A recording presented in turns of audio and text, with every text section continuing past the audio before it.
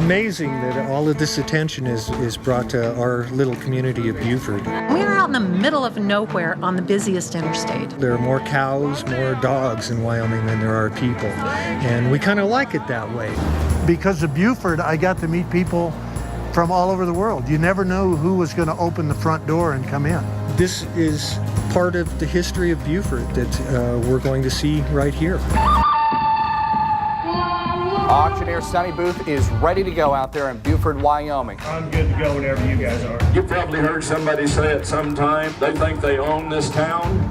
Well, ladies and gentlemen, you can own this town. We're going to start the bidding, ladies and gentlemen, at $100,000. Give it $150,000, I'll bid $150,000 now, too. It'll be $200, it'll be $200, it'll be $200. Now $500. I got $500 now, $500. Give me Keep giving me time. Keep giving me time. Now $600,000. Now $9. Get up at $9 on it. $875. $9. Get it up. We got to go. Time's up.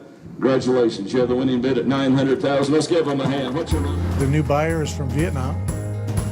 I find that just totally amazing because I served in the Army in Vietnam in '69. I was in the town that he is from. I did not have a good taste in my mouth about Vietnam, and it's just so interesting how now over the years I have a whole different look about Vietnam now. I will come in and have a pop and see how the new owner's doing, and I hope it's here for another 150 years.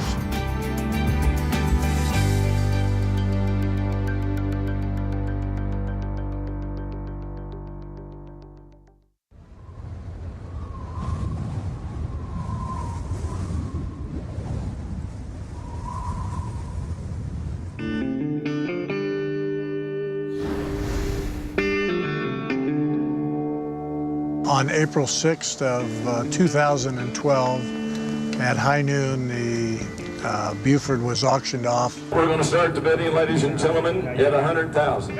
And sold to the highest bidder. Give it $150,000, I'll bid $150,000 now, too. It'll be $200, it'll be $200, it'll be $200. Congratulations, you have the winning bid at $900,000. Let's give them. That gentleman was from Vietnam. I understand that they had interest from 84 different countries. After the sale, I settled in for a few months, didn't do much of anything other than just relax. And I said I wanted to retire, and that's why I left.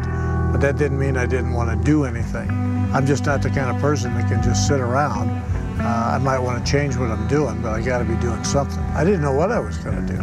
I drove up to Buford just to see what it looked like and what was going on, probably 2 times during that year.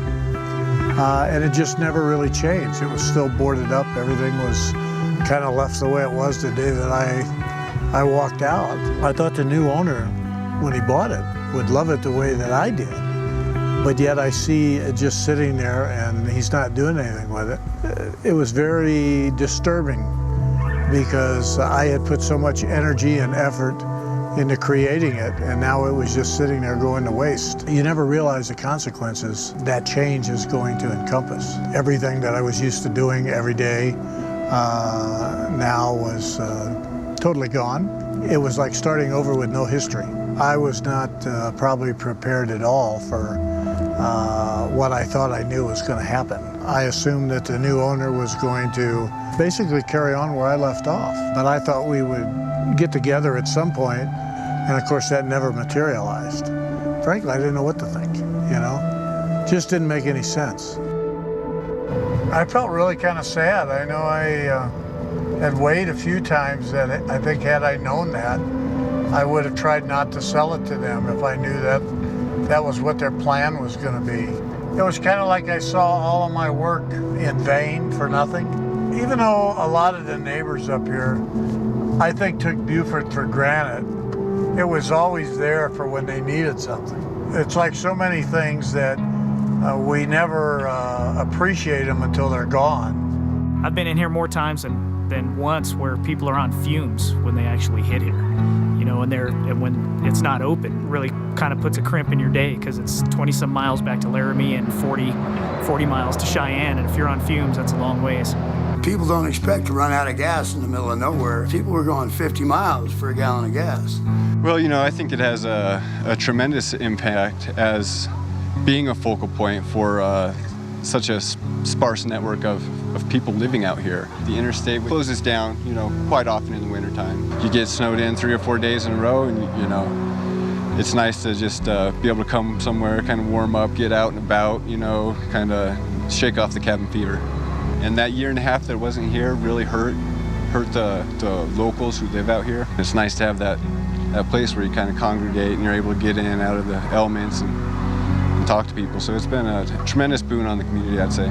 I think for most people in the community, we miss the gas, because if you have pickups or other things, vehicles that you use on your property, you don't want to take all the way to town or something, and it's convenient to have the gas station. But also, it was just a nice place to come. The biggest impact after the store was closed was that we all had to remember to get gas when we were either in Cheyenne or Laramie. I personally picked up several people and hauled them into town and hauled them, you know, back out to fill up their tanks.